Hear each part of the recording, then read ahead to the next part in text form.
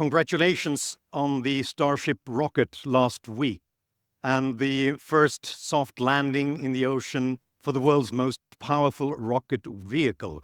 It's a remarkable achievement. You are taking the fiction out of science fiction. Can you share with us what thoughts were running through your head when you saw that happening, and what's next?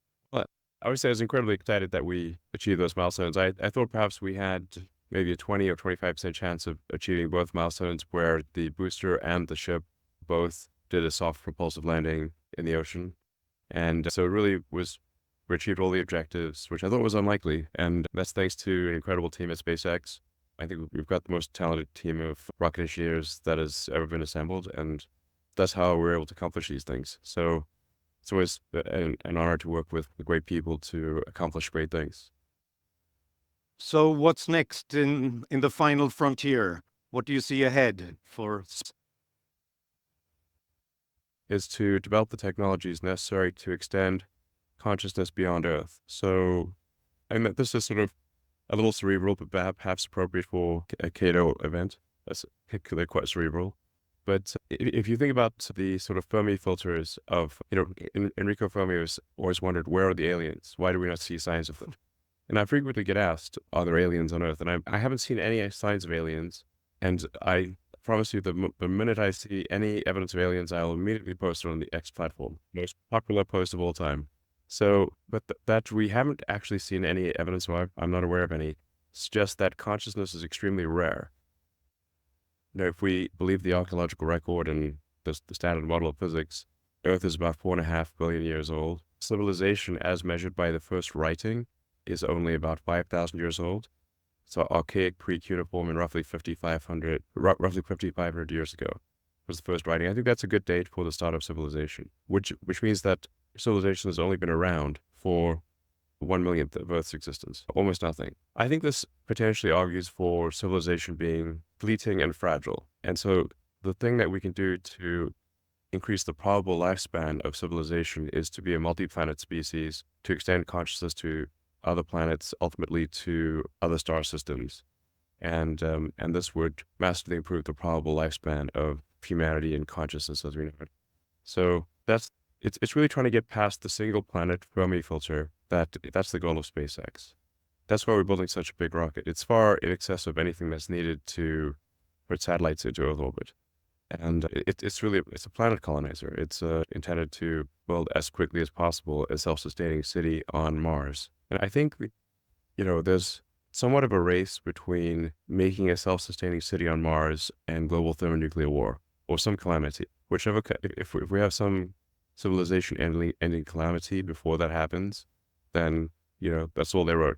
That's perhaps some future aliens will discover our civilization and say, well, they almost got there. So that's the goal. I think that's kind of an important thing to convey to people in the audience who think about the future and, you care about not just the preservation, but the extension of civilization, the growth of the scope and scale of consciousness. So that's the goal. Make life multiplanetary is the goal of SpaceX. And, along the way, we'll seek to generate revenue from any space-based activities, such as providing, building an internet system in space, anything that's sort of space-related, in order to fund the extension of consciousness beyond Earth. That makes a lot of sense to me. We shouldn't keep all our eggs in one basket. We should try to diversify risk. So thank you for doing mankind's work. But that's not the only thing you're doing. If anyone has missed it, you're also revolutionizing electric cars, and it's Neuralink, it's AI, the Boring Company. And if you missed that, he recently bought Twitter and renamed it X as well, where we're live streaming right now. Yeah. See, that's popular with the audience. To me, it's exhausting just to read the list of these things. I think what's Alex Ferguson, the football coach, the soccer coach, who said that hard work is a talent, but it's also hard, and it's actually quite exhausting. So the question is, what's the big plan? What's the overarching goal? Is it just that you can't help yourself from getting involved in every technological field, or is there an overarching goal? Yeah, the overarching goal is to take the set of actions that are most likely to improve the probability that the future is good, and that lead to the expansion of consciousness and our understanding of the universe.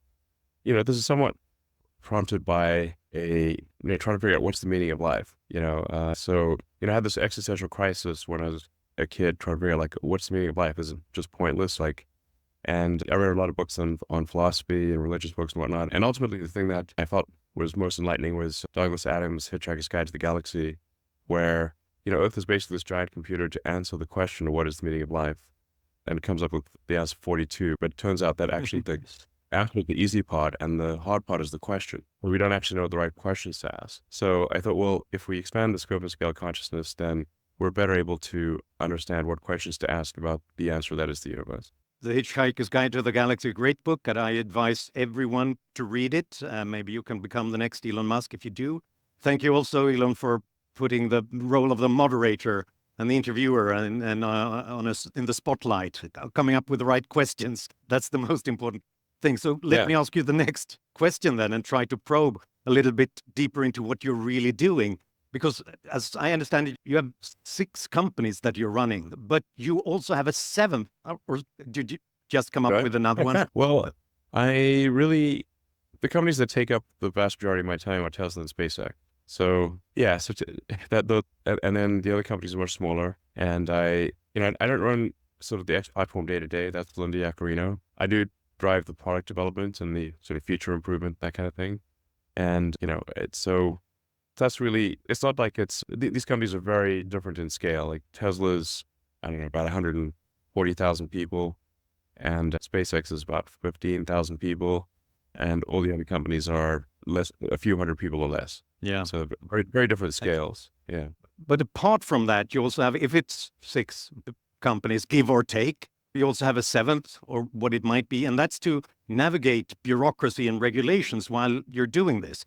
And this has been a conference about innovation and entrepreneurship and how do we do that when there's so many obstacles in the way. And it's difficult enough to get to Mars. It's rocket science, literally, but you also have to navigate regulation and precautionary mindsets. So, and I've understood that your style of management is to question every requirement, to create clarity by never accepting that it just came from some department, some place. Every requirement should come with the name of the person who made it, because this makes it possible to question whether it makes sense. On the conviction that only nature makes the real laws, everything else is a recommendation. And that sounds great, but I think many politicians and bureaucrats would beg to differ, right? Yeah, well, with respect to laws and regulation, we do have a fundamental issue, which is a natural outcome of an extended period of prosperity, where there really hasn't been sort of a global war, or when the things have been prosperous for a long time, you get an accumulation of laws and regulations naturally, and these laws and regulations are immortal, whereas humans are obviously mortal. So the longer you have this generation of this creation of rules and regulations, but you sort of get to this point where each law and regulation is not perhaps crippling in and of itself, but they're all like little strings that like a million little strings that tie Gulliver down. So like each little string, and then eventually the giant can't move. So we've in the West, I think we have created a regulatory gridlock where just almost everything is illegal. This is why they can't build a high-speed rail in California. They spent $7 billion, and there's a 1,600-foot section is all they have to show for it, and doesn't even have rails on it. It's really, too absurd for parody, because large projects are essentially illegal in California, and much of Europe and other countries. So there has to be some garbage collection process for removing rules and regulations in order for society to function and not to, get hardening of the arteries just to the point where you can't do anything. And this relates to our risk aversion, I think. In the classical liberal tradition, one important starting point is that we just don't know everything. So the world is a game of learning and of discovery. And therefore it takes trial and error and experiments to get to the right place. And I've realized that when I'm looking at your businesses, that you're not really the risk-averse type. On the contrary, you shouldn't avoid problems, but test things fast to find out what the problem is fast, and then fix it fast. So a rocket blowing up might not be a mistake. It might be an important step of leveling up to the next stage of knowledge but that's the total opposite of much of the risk-averse culture in many businesses and certainly in governments. So, and many are so conservative that they wouldn't allow anyone to do anything for the first time. So the question is, how do you deal with that kind of risk-averse culture? What changes in culture and in regulation would you make to make the world safe for experiments? Well, like I said, at a government level, I think that there should be a regulation removal department, and probably when we pass new laws, they should have some kind of sunset, perhaps, that they need to be reaffirmed before they are, or they expire. The thing that tends to happen is that once regulations are passed, an ecosystem of consultants forms around those regulations that wants to keep them going. Environmental regulations are particularly bad in this regard. So, and I'm very much pro-environment, but the environmental regulations are, in my view, largely terrible.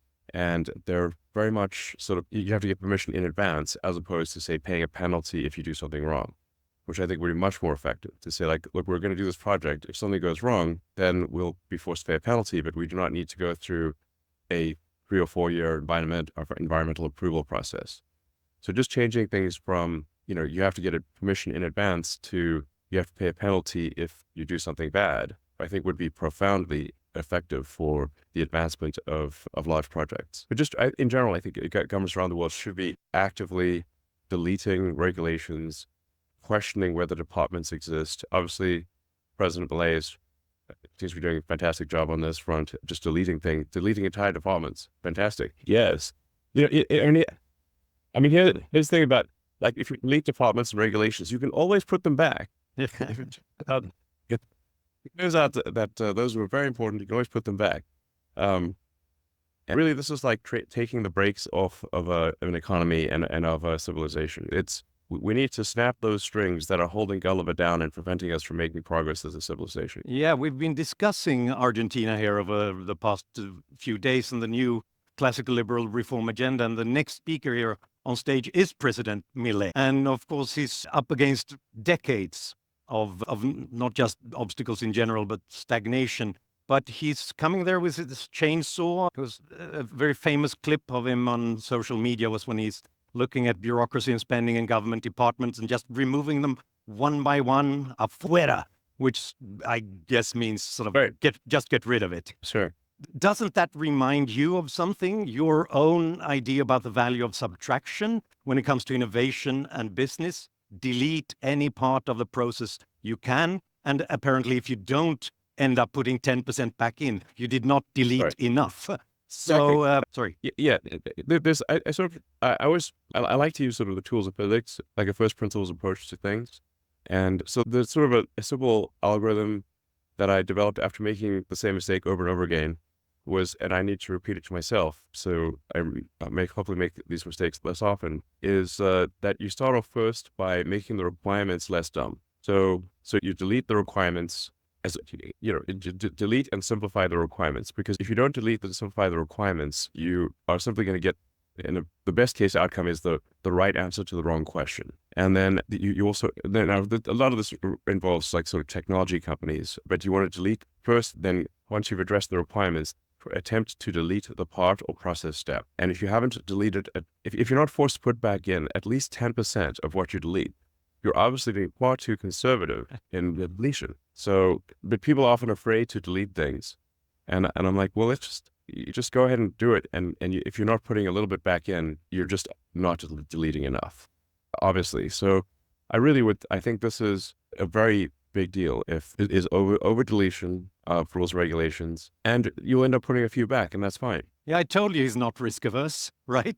You followed. Pretty sensible. It's just sensible, really. Yeah. I think it stands the test of logical examination. And to me, that seems to be what President Milei is trying to do in Argentina as well, to delete what's not absolutely essential, to leave space for creativity and entrepreneurship. You've met him repeatedly. You've seen what's going on in Argentina.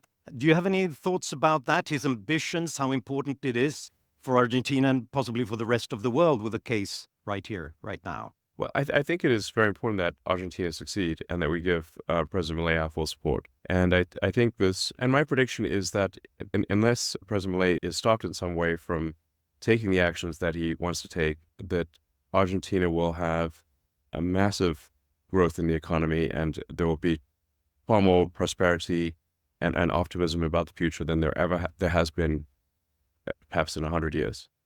In just 10 minutes, Millet will talk about those things from this stage. Would you be able to give him some advice if he wants to turn Argentina into an innovation and entrepreneurship nation again? How should he go about it? Well, from everything I've read, he's making all the right moves. I would just encourage the people of Argentina to give him their full support, run this experiment, because clearly the policies of the past have not succeeded. We know that for a fact. So let us, I think, go boldly into the future. I hope people of Argentina give him their full support, and I think it'll be a very exciting adventure, and I think it's going to work out really well. Could I just then broaden that question about innovation and future of economies? Because right now, it seems like active industrial policy is all the rage, not just in the old left, but sometimes in the populist right as well. The idea that governments should get heavily involved and pick certain winners in business and in technology. They often talk about trying to come up with government moonshots to create the future, which I find a little bit ironic, because the landing a man on the moon was great, but it didn't give us any kind of industry. We didn't see internet from the space, no moon base, no asteroid mining, no solar power in space, because it was political and not commercial. So because it was political, it was okay to spend tons of money, but it also made it unsustainable in the future. It only became a commercially viable final frontier when SpaceX got into the race. So could you tell us about how you see government's role in innovation generally? I mean, you were the guy who had to sue NASA to get them to open up space to private providers as well. What is the government's role in building the future of technology? I think the government's role is really it's to ensure that the playing field is a good playing field, that the rules, that there are good rules. The government is essentially the football league, and like the referee, making sure that there's fair play, that like I said, that the rules are sensible, and allowing the players on the field to play the game. And what happens over time, though, is government keeps growing, and at a certain point you have more referees than players on the field, and then the game is not good. Yeah. You do need referees. I'm not saying you don't need referees, but you don't want the referees to outnumber the players. That would be silly, but that's often what happens. So it's just make sure that fair games are being played, that there are sensible rules, and don't get in the way of the players, and the results will be excellent. When we met in Austin recently, you talked about socialism as a concept and the problem that when the government gets too heavily involved, you lose the feedback mechanisms that really force them to continue to learn, improve, and do things better all over again. Would you be willing to share those thoughts with the audience? Yeah, like another way to think of the government is like a corporation in the limit. It is it is the biggest corporation, and it is a monopoly, and one that can only go bankrupt if the country goes bankrupt. So it doesn't have the sort of, commercial corporations, if they make bad products, fail to compete, then they will go bankrupt, and they should if they make bad products. So the government is essentially a corporation in the limit, and since it is monopoly and you can think of like I think one way to think of economy is just in terms of feedback loops, and the feedback loop for government provided services to be excellent is weak, because if you have a government monopoly for anything, you as a consumer have no alternatives. You have no means of, and I would sort of say, like you said, think of the Department of Motor Vehicles, like the DMV, and it's very inefficient. You wouldn't want the DMV to make, yeah. And if you don't get good service from the government, what do you do? Who do you complain to? You just, competition breeds excellence, because two organizations or more organizations are fighting to make the end consumer happy, and one will gain market share if they do a better job than the other. So that's why we really want government to do the least, because it's just got the broken feedback loop for bidding. Right. So, but I'd like to pick your brains on it. One of them being free speech. You bought Twitter partly to, as you've said, described it, to save an open platform, to save free speech.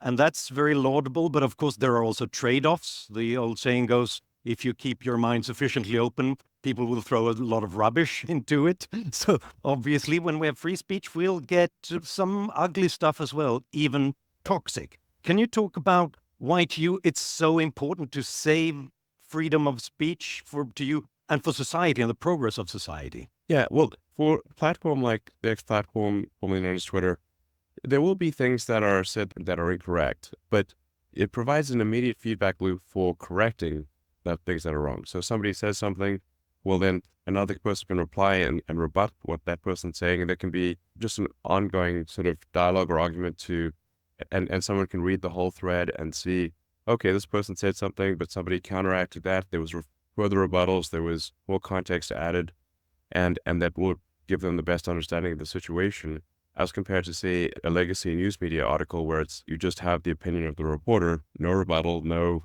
comments, no counter argument. And very often what's printed in the press is completely false, and people don't know. But on a real-time interactive platform like X, they can see not just what somebody said, but what are the rebuttals, what are the counter arguments. And we've got things like community notes, which I think is very helpful, where if somebody says something false, sort of inaccurate or misleading, then the core secret to community note is that for a note to be attached to a post, people who normally disagree about a subject must agree on that community note for it to be shown. So the probability of it being accurate is very high because people who historically disagree are only going to agree on something that is quite accurate. So it's all down to feedback loops, basically. I think yes. You've been remarkably generous with your time, so I'll just give you a last question, possibility for some last thoughts. It seems to me that your take on the world is that progress doesn't happen by itself. It's not automatic. After the moon landing, we went back from the final frontier for half a century, and Argentina has been stagnating for almost a century by now. It takes human agency. Someone's got to do it. And in the light of that, are you optimistic about human progress? And if so, what are you about? And what do you think that people who are listening today and think tanks like the Cato Institute can do to speed progress up? Well, it does seem as though civilization is reaching new heights in technology. I think we've got quite a bit of momentum. I do worry about certain existential risks like the low birth rate, which is accelerating in most countries. And really, this is one of those things that I think is underrated as an issue, is that if there are no humans, there's no humanity. You have to make them somehow. And I think we should be very concerned about the accelerating of the birth rate. This is a super big deal. Basically nothing else matters if there are no humans. As an initial premise, you must have humans for there to be civilization, unless we're going to leave it all to the robots. So this, I think, is massively underweighted. And I don't have a great solution to it, but it must be solved somehow, or humanity will dwindle to nothing. Perhaps if we give people hope and a belief in the future and that it'll get better, that they want more people to see it. Yeah, I agree. I think we should have an optimistic view of the future. And I do think that one sort of bad thing about the environmentalist movement is that in the sort of extreme form of the environmentalist movement, people start to view humans as a plague on the surface of the earth, as a fundamentally bad thing. And with the implication that if all humans disappeared, somehow Earth would be better off. This is the extinctionist movement. And I think you can really, at a fundamental level, you can think of things as a fight between expansionist and extinctionist philosophies. And that's what really matters. Everything else is, if humans go extinct or civilization collapses, whatever policies we may have are irrelevant. So first and foremost, we must have an expansionist philosophy for civilization and for consciousness. We must seek to, go beyond what we've done in the past to increase the number of humans. And this is incredibly fundamental. So one way or another, this must happen. Yeah. So the final message is go forth and procreate. Yes. And go forth and multiply. In a free civilization, yeah. Yes. Well, time flies and opportunity cost is a concept that's very viable when you're talking to Elon Musk. So thank you so much for your time here today. And I'm sure you've got other important things to attend to now. Good luck.